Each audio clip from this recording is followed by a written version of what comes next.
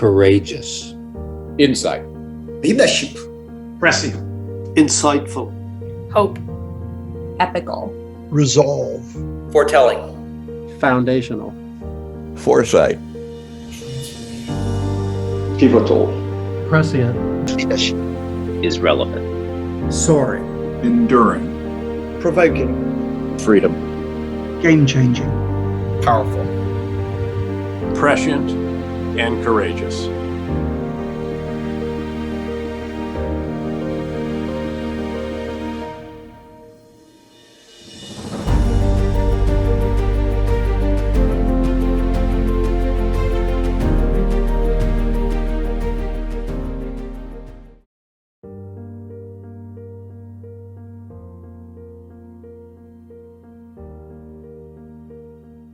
The Iron Curtain speech woke the world up to an inconvenient truth that few people wanted to face, yet which had to be faced if democracy and civilization were to survive. This was that aggressive Soviet totalitarianism posed just as serious a threat as had German fascism. As it turned out, in fact, the Soviet threat was to be even longer lasting. At a time when the USSR was known to have suffered 27 million killed in the Allied effort to defeat Hitler, and Stalin was widely admired and nicknamed Uncle Joe in the US, it took tremendous political courage for Churchill to denounce the Russian policy of bringing down an iron curtain between the Soviet bloc in Eastern Europe and the free world in Western Europe. In fact, Churchill's speech set off a firestorm of criticism. He was denounced in Congress and the House of Commons, as well as in the leading newspapers on both sides of the Atlantic. President Truman distanced himself, though he'd applauded the speech throughout, and withdrew administration representation at social events for Churchill when Churchill returned to New York from Fulton, Missouri. Yet in each of the months that passed between the Sinews of Peace speech in 1946 and the Berlin airlift in 1948, it became more and more obvious that Churchill had been right and everyone else wrong. You know, it sets the groundwork for the modern world that we live in. United States and Great Britain were very fortunate to have the Russians as our ally during the Second World War. But at the end of the war, it became very apparent to Churchill that the United States and Great Britain had to go in a different direction. And the American public was still very strongly behind the Russian bear. And Churchill had the ability, when he was invited to Fulton, no longer in government, to actually come out and let America truly know what was happening behind the Iron Curtain. I think the Iron Curtain speech is hugely significant. It was significant to Churchill personally because it allowed him to relaunch himself on the international stage after the election defeat of 1945. But this was also a defining moment in the modern era in terms of the beginnings of the Cold War. And that speech, I think, really captures and defines that moment. And the oratory, the rhetoric that Churchill used during the Iron Curtain speech became in part the oratory and rhetoric of the Cold War. Well, I think the most important reason to study history is to determine its relevance for lessons today and as we move forward. I think the Sinews of Peace talk is particularly prescient, not because of foreseeing the Soviet wall from Stettin in the Baltic to Trieste in the Adriatic, but foreseeing the threat of Marxism, of Bolshevism, and what it would do to the human family, to the human community. And we have to then say, what are the similar threats that we face today? Churchill's talk pointed out that the great two barriers to what he called the strategic concept of a free people, and he thought of little people, ordinary people, but were war and tyranny. And war we want to avoid, tyranny seems always to be with us. And the question is, are the solutions that Churchill talked about in 1946 relevant to the current tyranny that we face today? The Iron Curtain speech, I think today we think of as a moment that defines eras, moving from the World Wars era to the Cold War era. But I think that in those times in which he expressed those words that are so famous today, it was really giving voice to the sentiments that regular people were feeling, much in the way that he had during the Second World War, using common everyday language to bring the global affairs and the clash between empires, between nations, to a frame of reference that regular people could understand and place in their own lives, kind of really setting up the moral conflict in a way between the East and the West, in a way that regular people in the heartland of America could see and understand in their everyday lives.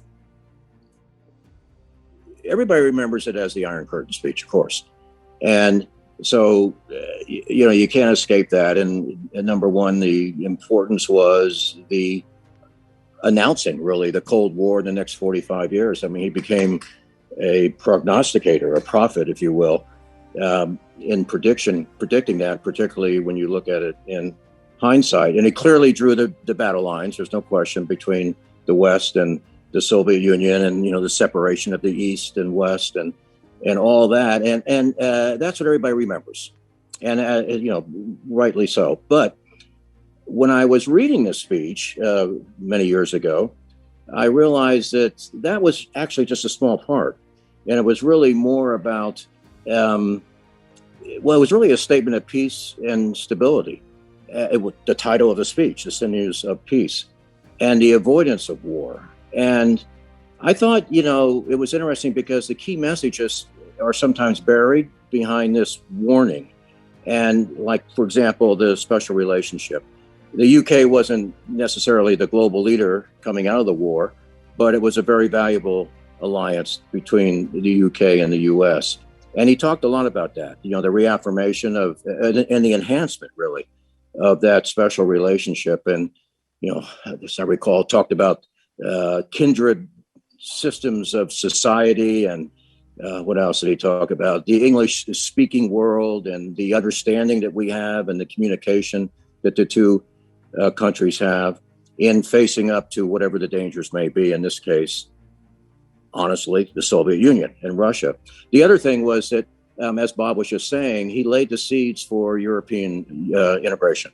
And, it was pre-NATO, pre-UN, all that. But he clearly had a vision for the necessity of Europe to become unified in some way in order to confront, again, the dangers that may exist. What was the quote I love? The only thing worse than fighting with your allies is fighting without them. Yeah, he was great with words, as we know. Another message is strength.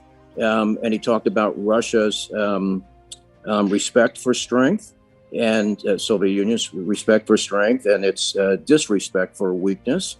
And I thought that was a very important message. But peace from strength and the national interest of Russia being able to understand that. So I thought there was actually quite a few messages in the speech, besides the warning, of course. Mr. Churchill said in his speech that the high roads of the future will be clear, not only for us, but for all. Not only for our time, but for a century to come. The fall of the Iron Curtain in 1991 opened up a new chapter in the world history. It opened up a chapter in world history that at this time we do not need to build the walls. There's no need to build the walls. We just need to build bridges. Bridges of mutual respect. Bridges for understanding. Sinews of Peace, the Iron Curtain speech in the heart of America in Missouri in 1946, was a warning to the world of what was to come. Sir Winston's incredible insights into the world about to be realized was probably the most important speech of the time. And even before it was built, Sir Winston, with this speech, started the breakdown of the Berlin Wall. This tenacity, this commitment to speaking truth, even when no one wanted to hear it, is something we should take to heart, along with his willingness to stand, and to stand alone if needed. That's the feeling that overwhelms you as you walk through the halls of America's National Churchill Museum. A sense of awe at the man, and a sense of gratitude for his stand, and a thankfulness for his creation of the term special relationship to describe the strong and essential bonds between the UK and the USA. This legacy, and the preservation of this legacy, is essential to the future of our nation's relationship, and to strong diplomacy that stands strong against tyranny while always committed to dialogue and reconciliation. As Sir Winston said in 1948, those who fail to learn from history are doomed to repeat it. We must continue to learn from Sir Winston, and we must continue to embrace the one word that describes what Sinews of Peace was all about: liberty, and the call of a leader to protect it. You suggested, I think it's a good one. Tell us a little bit about how you became interested in Churchill and why others, should study him today. Well, I'm sort of embarrassed to admit it, but I think I heard him originally in 1939 and 40 on the radio. But I've heard the speeches so many times now that I'm not entirely sure. But we certainly followed Churchill during the Second World War. Kids who went to the movies every Saturday watched movie tones. And there was Churchill, because the big three of Roosevelt, Churchill, and Stalin, he was the most active. And we'd see him inspecting the troops, getting in and out of airplanes, having lunch in the field. So we became well aware of Mr. Churchill. And I got going in mid-career and started thinking about developing a business style that I could build on. And I thought back to Churchill and remembered that he could see linkages that nobody else could see out of disparate facts. In other words, he could take these facts and then hook them together, and nobody else seemed to be able to do that. He could tell you that Hitler was a menace in the middle 30s, when most people thought he was just a passing fad and would self-destruct. And I remember reading one time that he was standing in the ashes of the London bombing in 1940, thinking about what he's going to do about the Russians in 1945. And then, of course, the Iron Curtain speech at Fulton, which solidified his views on the Soviet Union. I was a second semester freshman at Washington University in St. Louis, majoring in political science, so hence the interest in things like Churchill. And we had a brilliant professor, Arnold Lean, who was well known in Missouri and throughout the country. And so we got into some of Churchill's characteristics and certainly accomplishments. Well, we learned all of a sudden that Churchill was coming to Westminster to give a speech, and President Truman was going to bring him down. We didn't know particularly about the letter at that time, or at least I didn't know about it.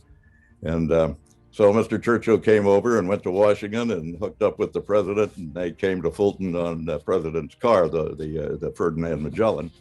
The story goes, which makes a lot of sense to me, they played poker half the night, and I suspect the president fleeced him out of a good bit of money. But the setting in Fulton was something. I don't know if they've ever had anything like it again, but the streets were jammed. There were people all over the place. We drove down. I had a friend who was in the same class as I.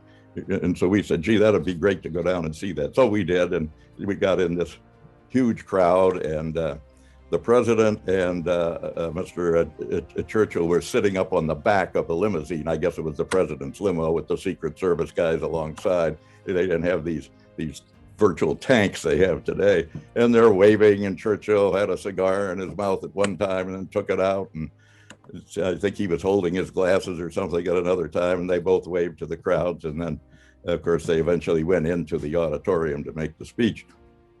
Well, it was a wonderful day in Fulton, as I say, big crowds. And everybody was happy, and they were delighted to see Sir Winston, although he wasn't Sir Winston, I guess, at that time.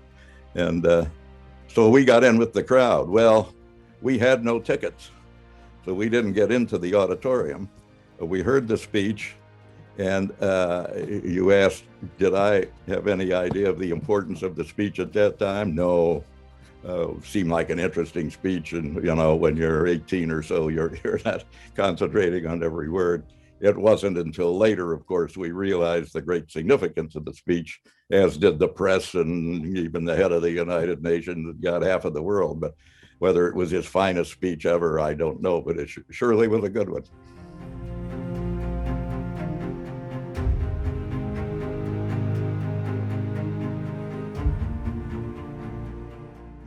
Well, one of the qualities of Churchill's leadership that I think is encapsulated by his appearance at Fulton is his refusal ever to give in. Here was someone who had led his country for 5 years through the Second World War, only then to be defeated in the 1945 election. A huge personal setback, and yet he refuses just to sit back and accept defeat at that point. And he comes to Missouri and he makes what is still remembered as one of his most powerful speeches, warning about the new dangers posed by Soviet expansionism and the coming down of the Iron Curtain. I think probably the most significant thing about Churchill's leadership is all the mistakes he made, yet at the time when the moment was ripe, he was able to lead. He was not afraid. He may have been cautious and at times prudent, but he was never afraid. And a man or a woman who has made mistakes over the course of experience is frankly built up to make big decisions when the time warrants. And that, I think, is the essence of what Churchill can bring. The world makes mistakes, leaders make mistakes. How do you recover? And how do you lead forward to a better place, a better world, wherever you are?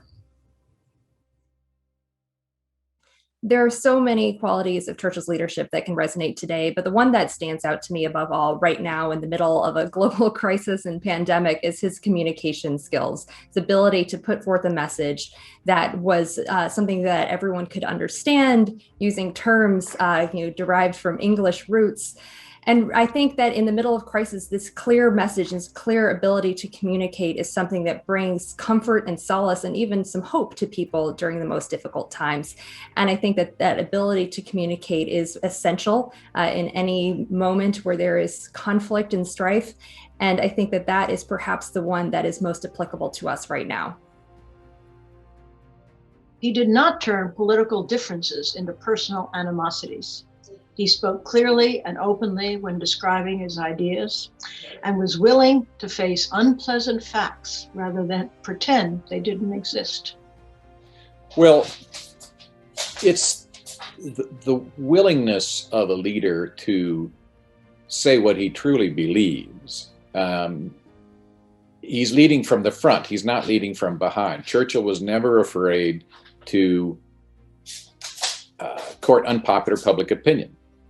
He believed that it was his responsibility to point a situation out to people, whether they liked it or not, whether it was the danger of the rise of Nazi Germany or the threatening situation that had developed in the eastern half of Europe after the Second World War. And so he was not leading from behind. He was not somebody who first consulted pollsters to find out what was going to be popular and then go and say that. He said what he truly believed, and he was not afraid to get that negative response because he believed that if he was right, that ultimately he would be vindicated. And so that's why we see Churchill as a model of leadership, the gold standard of leadership, even today. Winston Churchill's leadership is multifaceted. The way that he was able to bounce back and recover from defeats, many defeats in his career, both political and personal. It shows resilience, which is an incredible trait for people to learn. And leadership is not something you're born with. Leadership is born out through experiences and making decisions and having to live with the consequences. Winston Churchill, much like many wartime leaders, made decisions that affected thousands, not millions of people, whether it be immediately or over the long term. And as you see in his writings, his personal memoirs, his speeches, he understood that, and he knew the weight of his actions, and he would cry over them because he knew that if this decision was not to be made, he had the foresight to see that if decision X was not made, then more suffering would happen. I would take for that Churchill's own words, the theme of his history of the Second World War, the great 6 volumes, 4 things that were in every one of those volumes: resolution, defiance, magnanimity, and goodwill. And those are, the first 2 of those are, in opposite to the second 2, but I think the way Churchill combined those 4 things together, both in war and in peace, is really a nice summary of what his qualities are and why they're relevant today. Perhaps in today's world, we could use a little more magnanimity and goodwill, certainly in American political life today. And Churchill is as much an example for American public life as he is in Britain. So I think those 4 qualities together are a nice synopsis in Churchill's own words of why he was relevant and the qualities of leadership that he evidenced through large periods of his life.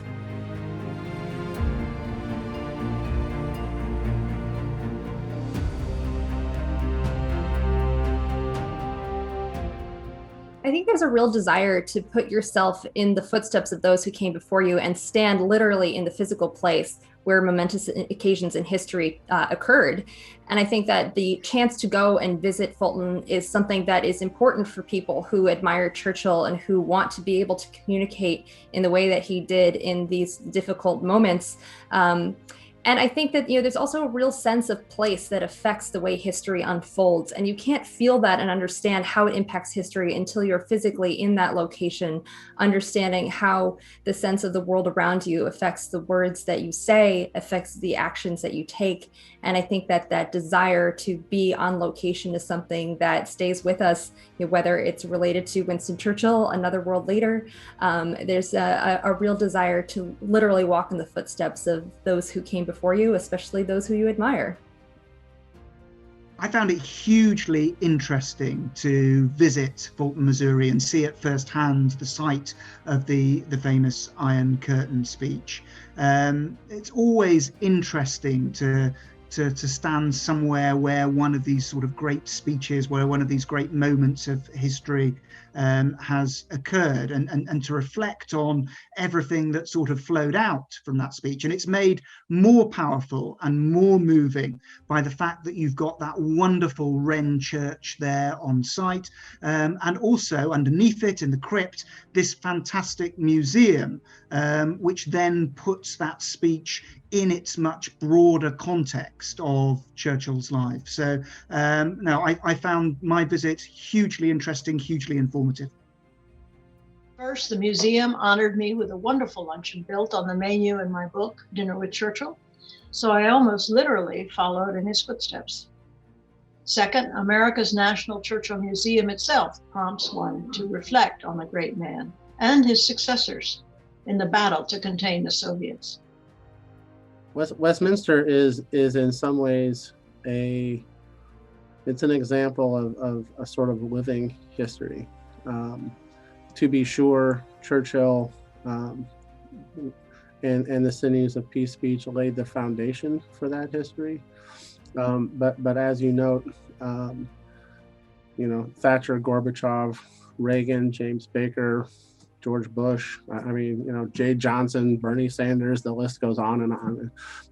Lech Walesa. The list of people who have come and continue to be interested in coming to Westminster to lay out their world vision, to explain to the world their view of the future of American foreign policy or the perils of a particular issue or idea is incredible. Well, if you just look at the names you mentioned plus others, what a testimonial to a place. I don't know any other place in America that can draw those people, some of them from across the Atlantic. Small college in the Midwest, as we call it, the flyover zone for those of us who live in the Midwest. And yet it has become a major establishment in the protection of the image of Churchill and his great value, not only to Britain, but to the world. And that bringing the church over and rebuilding it and then establishing the museum and attracting people, you have to have something going for you to be able to attract the type of people that Westminster and the museum attracts. And the best part of all of it is really helping to preserve history and the true picture of Winston Churchill, who I believe was certainly one of the greatest leaders of all time. And I think in many respects a greater leader than Franklin Roosevelt and certainly than Joe Stalin. It is a vital part of history and of the whole memory of this great man who I doubt we'll ever replace or see again anybody with the characteristics and the abilities he had. We sure haven't seen one since so far. I found it equal parts inspiring, somewhat daunting, and quite evocative in terms of spurring reflection to walk in the footsteps of Churchill, Thatcher, and Reagan.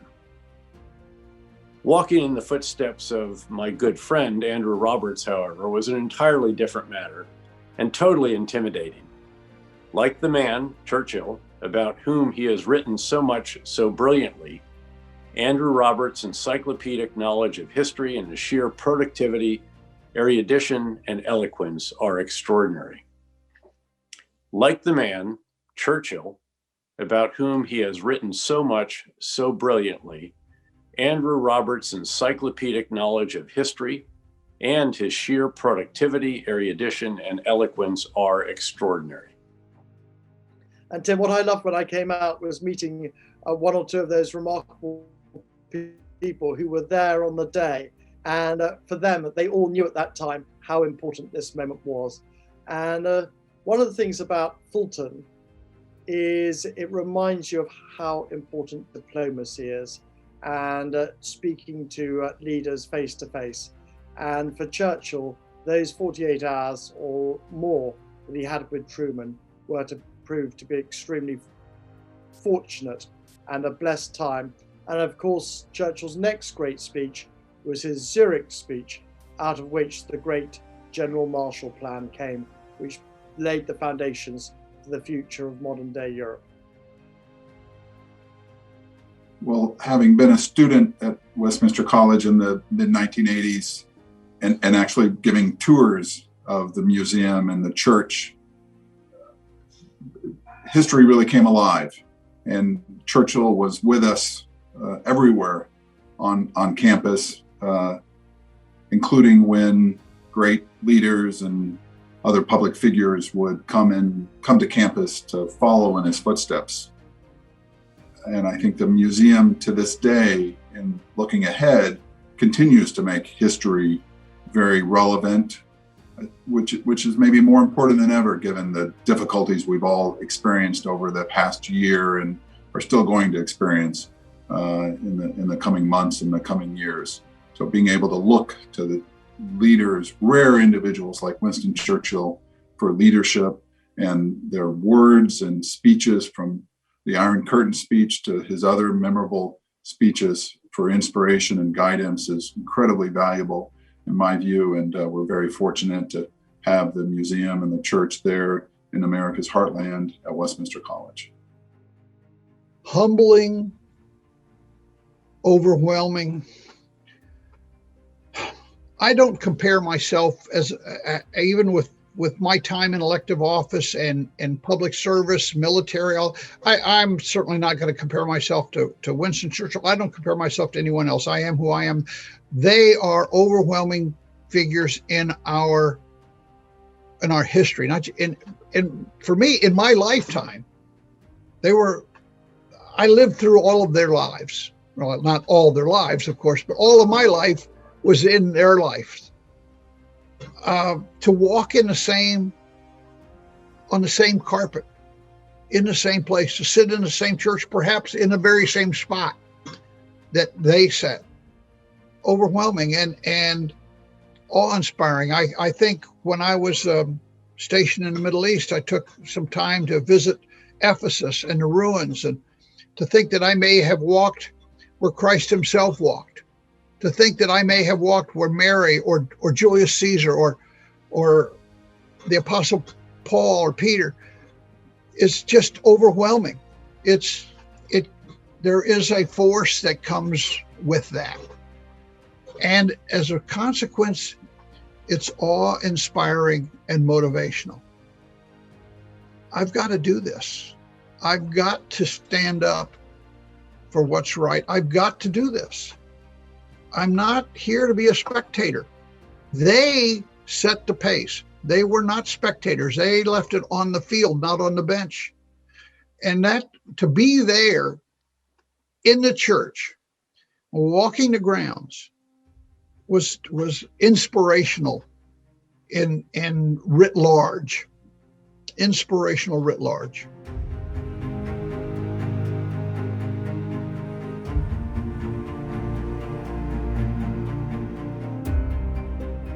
Yes, so with all the opportunities that we all get, we have to remind ourselves of our values.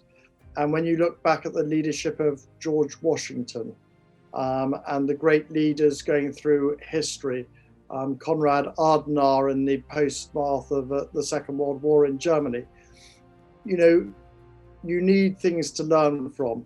And the collection at Fulton just shows younger people how tangible history and how real it was. But also in this generation of so much news, we all have to form our own opinions and judgments and learn to analyze the news ourselves. And museums very much help to create that context. The world that we live in today has not come out of nowhere. It has come out of its connection to our recent past. And particularly, the world that we live in today is the world that was born in the Cold War. You've only got to look around the globe at all the flashpoints and tensions that are going on today with Russia, with the Middle East, with China, and you can see that the origins of those conflicts and those challenges go back to the Cold War period and can be traced directly back to the 5th of March, 1946. Well, I think, as I mentioned before, the old axiom, those who do not learn the lessons of history are doomed to repeat them. That is such a profound statement. I don't know who made it, but it is truly a profound statement. If we do not learn from the past, if we cannot celebrate the leaders and their great accomplishments, if we wipe all that out, of which there's a tendency to do today, unfortunately, what do we have? We have nothing to look back on to base our future decisions on. Are we going to start over every morning? Having wiped out everything before us? It's crazy. So I think institutions like Westminster and particularly the museum are really vital to our understanding of history, which is vital to our forming opinions about the future. And I think in the U.S. in particular these days, there's just too much of this going around trying to wipe out history as though it never existed. It's crazy. I think with someone like Winston Churchill, there's a real desire to put him on a pedestal to the extent that he becomes larger than life and almost more than human. But I think the institutions like the museum at Fulton and the International Churchill Society, actually, the value is in humanizing Winston Churchill by giving people an access point to understand him in the context of his times as a man who also was a father and a husband, much like us. These are things that we can relate to. He certainly, while it was extremely admirable, had his faults and his flaws and foibles like the rest of us do. And so I think the chance to see him in a more personal way by giving different people of all walks of life access points to understand him in ways that are, it's different from person to person. This ability to walk into a window in the past is something that's invaluable. For bringing people who we think maybe we can't understand because their lives are so far away from our own experiences, and placing them in the context of what we can't understand in our lives every day. The culture wars are on, and the virtues of truth, the rule of law, patriotism, and the preservation of basic principles of decency need reaffirming. I think it's a difficult time for all those institutions, as you see with them. This retreat to identity, this political retreat to identity politics, and the sort of granularization, if that's a word, of the notion of rights, and the ghettoization of rights, the sort of silo principle that I unto myself forever always. Of course, individualism can only work when we act in concert for the common good. And that's Churchill. Here's a great individual who was able to summon the commons, could act in concert for the common good. But it also helps, unlike many other heroes, Lincoln I would put in the same bracket, because the opposing forces were so palpably dark, almost like a Lord of the Rings type cartoonish, light versus dark. This was clear, and it was clear to most commentators when it was revealed. There was an attraction to fascism, that eugenics, racism, these were properly considered ideologies from late 1800s through to the 20s, 30s. And they reached their almost inevitable fulfillment through Hitler. But in history, it is so palpably clear that that is utter nonsense.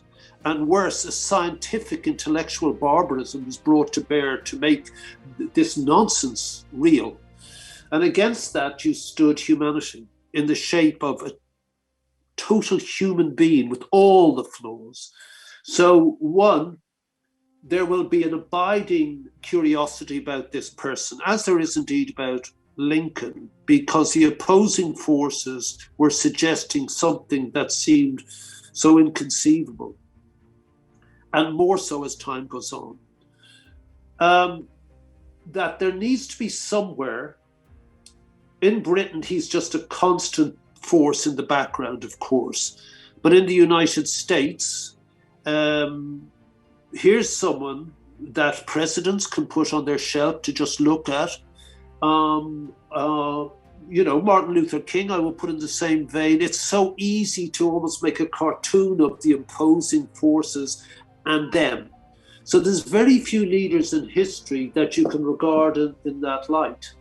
And where there is an argument that is utterly good, and the argument is made by somebody perfectly profound and capable, and you can go back to that and be curious about that person with all the faults and all the romanticism, which Bill rightly points out. This man is a pure, he just loves being alive, being human, being part of it all, and leading the way and saying, this is the way you get to be human, by the way, this omnivorous appetite.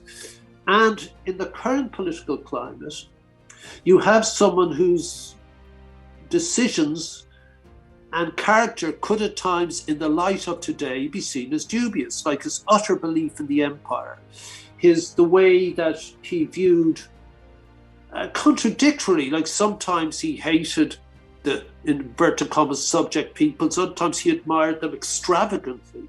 The romantic side of him would admire. The empirical side, literally empirical, the empire side of him would say, you know, no, they're lesser, etc. Very like, you know, anybody else of his generation. Yet he fought those demons. He understood they were, he didn't fight, he understood it was ludicrous. You can see it in the writings, like, you know, in conversation, he'd say something frankly repulsive. And in his writings, he'd be generous, you know, admiring of other people's qualities. I mean, I am fascinated by this person, what he achieved, Regent Park. I'm fascinated by the long journey this person made.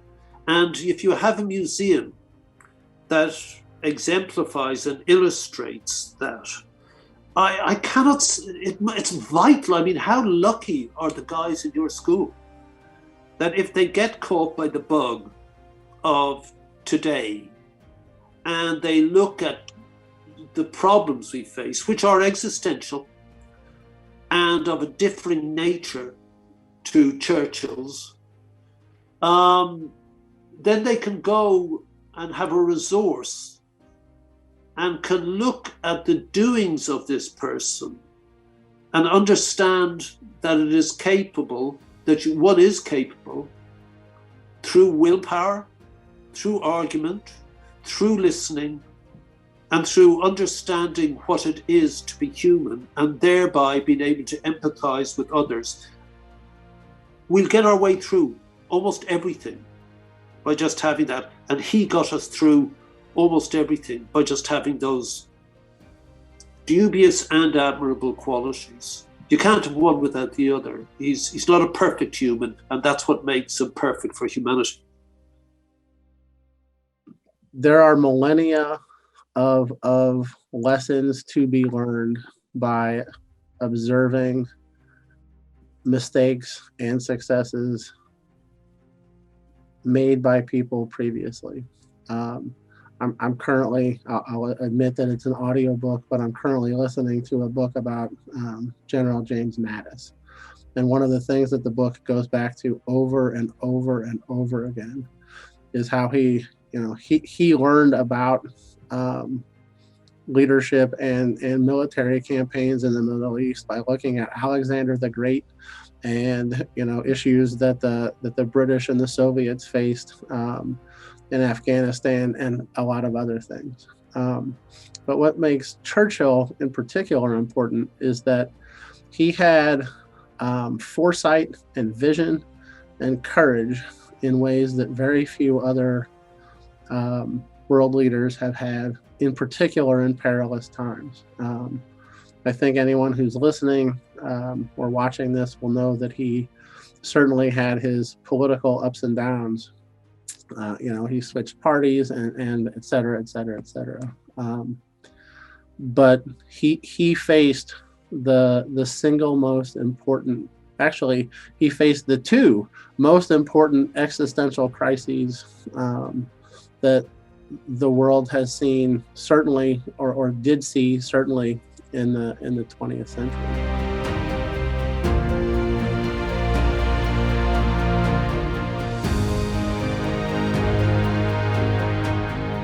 It is quite striking how contemporary and timely many of the problems that faced Churchill still seem today. In the wake of the West's victory in the Cold War, some thought, of course, that history, as a competition between systems, had ended, with free markets and democracy in the ascendant forever. After 9/11, and more recently with the rise of China and resurgence of Russia, we've had to rethink all that and recognize that democracy cannot for a moment rest on its laurels. Nowadays, especially given the less than exemplary handling of the pandemic by many Western countries and the recent insurrection on Capitol Hill in the United States, democracy has become the target of considerable criticism by some authoritarian regimes. At a time like this, Churchill's thoughts and words on democracy provide a stirring rallying cry that is amplified wonderfully by museums such as the excellent one at Fulton, America's National Churchill Museum. I think it's vital to understand the past in order to shape the future. Otherwise, how do you engage with different views, different perspectives, unless you understand where those individuals, where those institutions, where those countries are coming from? And the only way that you can really effectively do that is by studying the past. Here at the Churchill Institution, that is our work. We are trying to help people understanding our culture and the history. And Churchill Institution is now developing the African identity, which is rooted in exploration, innovation, and in our own African unique style. So that process continues today at Churchill, and we are looking for the future. So we are trying to help the African people to understand to understand, first of all, who we are and where I want to be tomorrow and how are we going to get there. So I think it helps us to know where we are today, where do we want to be tomorrow, and how are we going to get there. I believe that the past is not static. It's not something that exists in a vacuum. I believe that it's something that we can learn different things from in different periods of time as we face different challenges in our own life and times. I don't think that there's one lesson to be drawn from one moment in history, but it speaks to us in different ways. And that's why we need to go back and re-examine the past, even the history that we think that we know so well, because it can enlighten us in different ways. Even in a short period of time, the same event can resonate in very different ways with all of us today, depending on the things that are affecting us in our own life and times. And not only are there lessons that we can draw about how to proceed in a better way in the future based on what we've learned from the past, but I also think it can be a source of inspiration and comfort to us, even in challenging moments. I leave it to the professional historians to defend their profession. For me, the experience of reading Churchill on any subject is helpful in looking at today's problems. For example, in 1911, as Home Secretary in the House of Commons, he fretted about cyclists and wondered whether they should be required to have bike lamps and number plates. He wisely voted against regulations. I like to say that democracy does not guarantee that people will choose to do the right thing. It is the guarantee that people will have the right to choose. People may choose to do the wrong thing. It may not work out. Ideally, we will learn from that experience and move forward. So that's the value of studying the past, is where do we think things went right? Where do we think they went wrong? And how do we apply these lessons to the future? As you know, the speech that Churchill gave at Fulton was officially titled The Sinews of Peace. It's forever known by most people as the Iron Curtain speech. But although Churchill was identifying what he considered an alarming situation, the main purpose of the speech was to try to show the world a way out of it, how we can peacefully resolve this new circumstances that have developed after the Second World War. And what he's advising is simply based on his experience, his own experience of the past, how the aftermath of the First World War had not gone ideally.